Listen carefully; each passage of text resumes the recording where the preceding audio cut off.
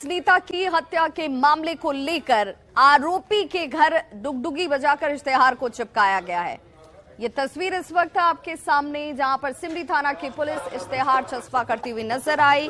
कांग्रेस नेता जियाउर रहमान हत्याकांड में फरार चल रहे मुख्य आरोपी शहाबुद्दीन अनवर उर्फ डब्बू के घर पर पुलिस की टीम ने देखिए इश्तेहार चस्पा किया है। सिमरी थाना क्षेत्र के शोभन मनियारी गांव में ये इश्तेहार चिपकाया गया। बीते 8 दिसंबर को शोभन एकमी बाईपास के पास एक आम के बगीचे में कांग्रेस अल्पसंख्यक मोर्चा के जिला अध्यक्ष जियाउर रहमान की निर्मम तरीके से हत्या कर दी गई थी। हत्या के बाद परिजनों ने शहाबुद्दीन अनवर उर्फ डब्बू वारिस इमाम सहित अन्य लोगों के खिलाफ मामला दर्ज कराया था। पुलिस अब इस मामले में मोहम्मद जावेद, छोटू और फिरोज को गिरफ्तार कर जेल भेज चुकी है, जबकि मुख्य आरोपी जो है शहाबुद्दीन अनवर उर्फ डब्बू, इसके घर पर इश्तेहार चस्पा किया गया। शासन के लोगों को और भी एक्टिव होकर के वो दोनों दोषी को जो बाई नेम्ड एफआईआर में है, जिससे समाज का और भी नुकसान हो सकता है, वैसे लोगों को अरेस्ट करने के लिए पुलिस पूरी जिम्मेदारी के साथ तत्परता दिखाए ताकि उस व्यक्ति को न्याय मिल सके और हम लोगों को संतुष्टि हो।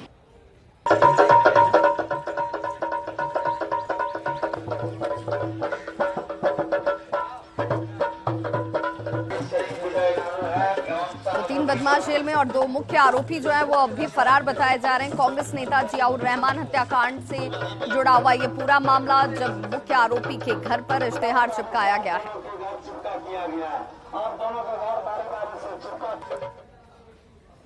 और बड़ी खबर जमुई से आ रही है, जहां पर ट्रेन से कटकर 3 लोगों की मौत हो गई है। जगह अलग अलग, लेकिन 3 लोगों की जान जाने के बाद से इलाके में सनसनी जरूर मच गई।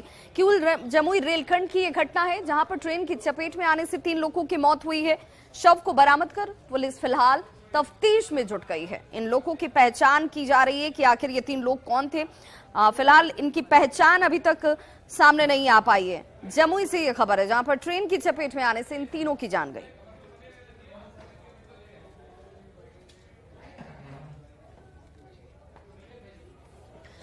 और बड़ी खबर पटना से, जहां पर विपक्षी एकता की मुहिम में जुटे हुए बिहार के मुख्यमंत्री नीतीश कुमार से जब पूछा गया कि इस पूरी मुहिम को लेकर आपका मकसद क्या, उन्होंने कहा कि व्यक्तिगत मेरी कोई इच्छा नहीं है, ये जो कुछ कर रहा हूं मैं वो सब कुछ सार्वजनिक हित में किया जा रहा है, इतिहास को बदला जा रहा है और इसके खिलाफ ये मुहिम है, इसके खिलाफ ये एकता है। विपक्षी एकता की कोशिश हमारी लगातार जारी है।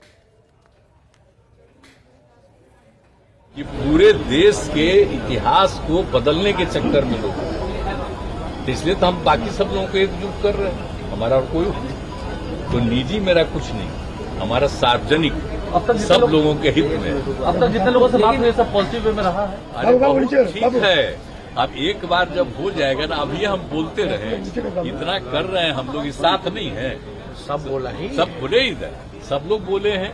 अब जब फाइनल हो जाएगा, जब हो जाएगा तब आपके सामने कुछ भी बोलना होगा तो सब बात हम लोग बैठ के बता देंगे। सबके हित में, अपने लिए नहीं, सभी लोगों के हित में जो भी करेंगे करेंगे।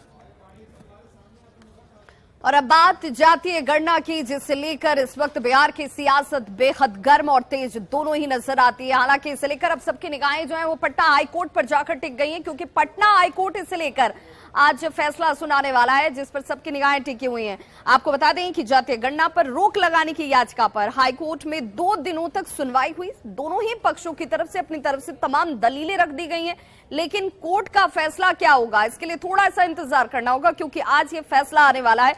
2 दिनों तक इस पर सुनवाई पूरी हो चुकी है। जातीय गणना को असंवैधानिक साबित करने की दलीलें जो हैं वो याचिकाकर्ता की तरफ से रखी गई। तो सरकारी पक्ष ने यह कहा कि ये जरूरत है, ये जरूरी इसलिए है क्योंकि ये जाना जा सके कि कौन किस आधार पर योजनाओं को किन लोगों तक पहुंचना चाहिए, इसकी जरूरत किन है। इन तमाम दलीलों को और तर्कों को सुनने के बाद पटना हाईकोर्ट आज अपना फैसला सुना सकती है। सरकार की तरफ से यह तर्क रखा गया था कि जो वंचित हैं, आर्थिक तौर पर पिछड़े हुए हैं, कमजोर हैं, उन लोगों तक योजनाएं पहुंच नहीं पा रही हैं और ये बहुत जरूरी है कि उन लोगों की जानकारी सरकार के पास हो। सुप्रीम कोर्ट ने याचिकाकर्ता को पटना हाईकोर्ट जाने के लिए उस दौरान 24 अप्रैल को जब यह मामला सुप्रीम कोर्ट पहुंचा था तब कहा, और उसके बाद पटना हाईकोर्ट में याचिकाकर्ता की तरफ से दलीलों को भी रख दिया गया है। 2 दिनों की सुनवाई हो चुकी है। अब आज फैसले की घड़ी है। 2 और 3 मई को यह सुनवाई हुई थी और सबकी निगाहें जब टिकी हैं कि कोर्ट क्या कहता है। हमारे सहयोगी अमित कुमार की पूरी जानकारी देखिए हाईकोर्ट से।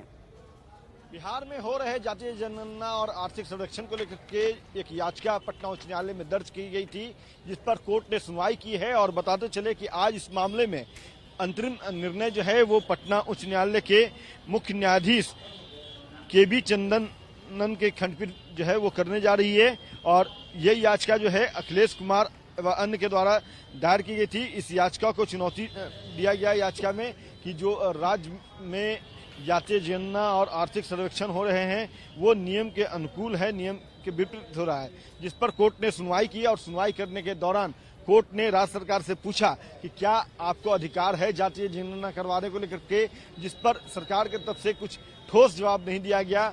और जो याचिकाकर्ता के वकील हैं उन्होंने ये भी बताया कि जातीय जनगणना जो है वो संवैधानिक नहीं है करवाना राज्य सरकार के द्वारा। तो जाहिर सी बात है कि यह मामला जो है, इस मामले को लेकर के पहले भी राजनीति होती रही है। केंद्र से लेकर के बिहार तक जातीय जनगणना आर्थिक सर्वेक्षण को लेकर के खींचतान देखने को मिलता रहा है। और हाल ही में केंद्र सरकार पर भी जातीय जनगणना करवाने को लेकर के दबाव दिया गया विपक्षी पार्टियों के द्वारा। और अब यह मामला जो है राजनीतिक तो चल ही रहा था, अब कोर्ट में भी यह मामला जो है वो विचाराधीन है, जिस पर आज कोर्ट अपना निर्णय सुनाएगा। और बताते चले कि कोर्ट की पहली पाली में ही संभवतः ये फैसला जो है वो पटना उच्च न्यायालय के जो मुख्य न्यायाधीश हैं उनके तरफ से सुना दिया जाएगा। और ये फैसला क्या होता है इस पर सबकी नजर है। लेकिन सबसे बड़ी बात है कि जातीय जनगणना को लेकर के जो राजनीति थी वो भले अभी थमी है, लेकिन न्यायिक मामला आज जो है उसमें महत्वपूर्ण फैसला आना है। फैसला दोपहर के आसपास आ जाएगा। कैमरा पर्सन अजय दुबे के साथ अमित कुमार, न्यूज 18 पटना।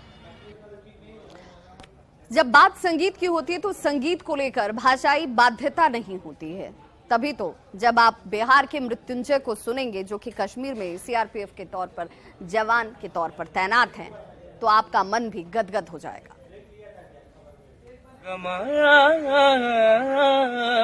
आशिक कुछ फलवा बनित मस्तान का बनित मस्तान का क्या। ये है कश्मीर के बांदीपोरा में तैनात बिहार के सीआरपीएफ जवान मृत्युंजय, जो कश्मीरी भाषा में बेहतरीन कश्मीरी गीत गाकर सबका दिल जीत लिया है। ये जब गाते हैं तो लगता है कोई स्थानीय कश्मीरी गायक गा रहा हो। हमारे चले मदनो। सीआरपीएफ जवान मृत्युंजय इस कदर कश्मीर की संस्कृति में डूब चुके हैं कि लगता ही नहीं है कि ये बिहार के रहने वाले हैं। जरा सुनिए उनकी आवाज में ये कश्मीरी गीत। साहिबो सच्चम मचनी वात्मा असलिच हावतम वात्मा असलिच हावतम कूत काला रोज बैजान कूत काला रोज बैजान जानी हुंद मस चावतम साहिबो सच मचन वात्मा असलिच हावतम वात्मा असलिच हावतम। बिहार के रहने वाले मृत्युंजय पिछले 4 साल से बांदीपोरा में सीआरपीएफ की 3री बटालियन में तैनात हैं।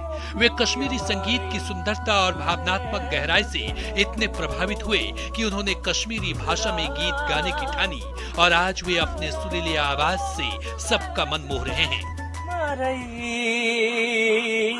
हमारे जाने मदनो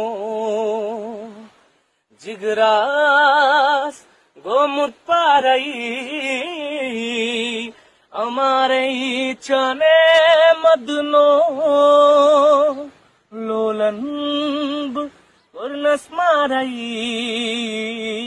हमारे चने मदनो। गणतंत्र दिवस और स्वतंत्रता दिवस सहित कई आधिकारिक समारोह में अपनी भावपूर्ण आवाज से सबका दिल जीत लिया है। मृत्युंजय हिंदी के अलावा कश्मीरी भाषा में अपने प्रदर्शन के लिए पहचान हासिल की है। आने के बाद ही कश्मीरी जब गीतों को सुना तो मुझे ऐसा लगा कि इन गीतों में वो रस है। जैसे यहाँ के आवाम इतने खूबसूरत है, वैसे ही यहाँ के गीत भी बहुत खूबसूरत है। तो मैंने सोचा कि इस गीत को तैयार किया जाए और आवाम के बीच प्रस्तुत किया जाए। मृत्युंजय कश्मीर की संस्कृति में खुद को डुबोने का एक ईमानदार प्रयास किया है और नतीजा आपके सामने है। साहिबो सच्चम मचानी बात मसलिच हावतम। कहते हैं ना, संगीत की कोई भाषा नहीं होती, ये भावनाओं की अभिव्यक्ति का माध्यम है जो मन की गहराइयों को स्पर्श करता है। Bureau report, news 18। आशिक फलवा बनित मस्तान का बनित मस्तान का।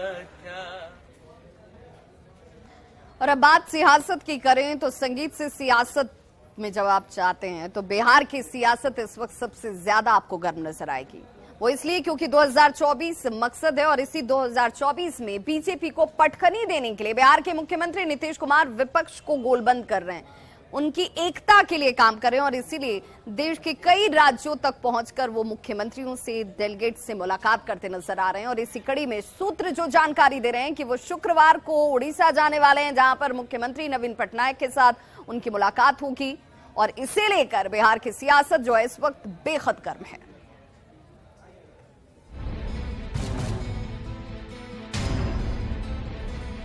बीजेपी के खिलाफ 2024 में विपक्ष के मजबूत गठजोड़ को बनाने की कवायद में नीतीश जुटे हैं। खबर है कि नीतीश शुक्रवार को ओडिशा जाकर वहां के सीएम नवीन पटनायक से मुलाकात कर सकते हैं। विपक्ष को गोलबंद करने की नीतीश की मुहिम को लेकर सियासत भी गर्मा गई है। महागठबंधन के नेता मानते हैं कि लोकसभा चुनाव में नीतीश की मुहिम बेहद सफल रहेगी। तो आपसी बातचीत के बाद तालमेल होगा और धीरे धीरे बातें आगे बढ़ेंगी और हम समझते हैं जब विपक्ष एक मत होकर के लड़ेगा, इसके अच्छे परिणाम हम लोगों के पक्ष में आएंगे। अब तमाम विपक्षी दलों को एकजुट करके भाजपा मुक्त भारत बनाने का जो संकल्प है वो पूरा होगा और नीतीश तेजस्वी की जोड़ी लगातार प्रयास कर रही है। तमाम गैर भाजपा दलों से बैठक करके बिहार की धरती से ही भाजपा के खिलाफ हुंकार भरी जाएगी। तो वहीं झारखंड के मुख्यमंत्री हेमंत सोरेन से मुलाकात कर पटना लौटे जेडीयू के राष्ट्रीय अध्यक्ष ललन सिंह ने भी नीतीश की कोशिशों को काफी महत्वपूर्ण बताया। कांग्रेस भी विपक्षी एकजुटता की पहल से उत्साहित है। मुलाकात हुई और बातचीत हुई है, काफी बातचीत हुई। अब उनको जो कमेंट करना है करते रहने दीजिए, समय आने पर सब पता चल जाएगा, आपको भी पता चल जाएगा, उनको भी पता चल जाएगा। देखिए, नीतीश कुमार जी लगातार प्रयास कर रहे हैं और निश्चित तौर पर उनकी मेहनत रंग लाएगी। रही बात भाजपा की, तो भाजपा जानती है कि भाजपा का कुछ नहीं होना है, इसलिए भाजपा नेता बार बार कह रहे हैं कि इससे कुछ नहीं होता है। महागठबंधन के नेता चाहे लाख दावे कर लें, लेकिन बीजेपी कहती है कि नीतीश सियासी विदाई लेने से पहले राजनीति की तीर्थ यात्रा पर हैं, जिसका कोई फायदा नहीं। राजनीतिक तीर्थाटन कर रहे हैं क्योंकि चौथापन है, अंतिम समय है और अंतिम समय में लोग जान करके एक बार अपनी विदाई के पहले लोग से मिलते जुलते हैं। तो इनकी विदाई का समय है और इनकी विदाई बहुत जल्द होने वाला है। वैसे 2024 की लड़ाई बेहद दिलचस्प होती दिख रही है। फिलहाल नीतीश कुमार की कवायद का असर आने वाले दिनों में विपक्ष को कितना एकजुट कर पाएगा, ये देखने वाली बात होगी। न्यूज़ 18 के लिए पटना से आनंद अमृतराज की रिपोर्ट। बिहार बीजेपी के प्रदेश अध्यक्ष सम्राट चौधरी ने नीतीश कुमार और जेडीयू को लेकर गंभीर आरोप लगाए हैं। सम्राट चौधरी ने कहा कि सीधे तौर पर नीतीश कुमार और जेडीयू के फंड में 10,000 करोड़ रुपए शराब माफियाओं की तरफ से जमा हो रहे हैं, यानी कि शराब के धंधे से ये पैसे फंड तक पहुंच रहे हैं, जिसे लेकर सीधे तौर पर कांग्रेस ने इस पूरे बयान पर निशाना साधा। उन्होंने कहा कि मुख्यमंत्री नीतीश कुमार को सम्राट चौधरी के ऊपर एफआईआर दर्ज करानी चाहिए। अगर सम्राट चौधरी के पास कोई प्रमाण है, सबूत है, तो वो सामने रखें, अन्यथा उनके ऊपर यह मामला जरूर दर्ज होना चाहिए। प्रदेश अध्यक्ष के पद से वो इस्तीफा दें या मुख्यमंत्री नीतीश कुमार उनके ऊपर एफआईआर दर्ज कराएं। अजीत शर्मा का यह बयान जैसे आया, बिहार के सियासत में उबाल है। ऐसा है कि सम्राट चौधरी से ये पूछे, अगर प्रूफ है उनके पास वो साबित करें, नहीं तो माननीय मुख्यमंत्री से मैं आग्रह करूंगा, अगर वो सबूत नहीं देते उन पर एफआईआर दर्ज करिए और उस पर केस फाइल करिए। और सम्राट चौधरी जी आदरणीय जो अध्यक्ष बने हैं उनको पद से इस्तीफा देना पड़ेगा। शराब माफियाओं का पैसा जदयू खाते में गया, बोलना नहीं, प्रूफ करके दिखाइए। और मैं मुख्यमंत्री जी से आग्रह करूंगा उस पर कार्रवाई करिए, उस पर एफआईआर करिए, फिर दोबारा लो, ऐसा थोड़ी।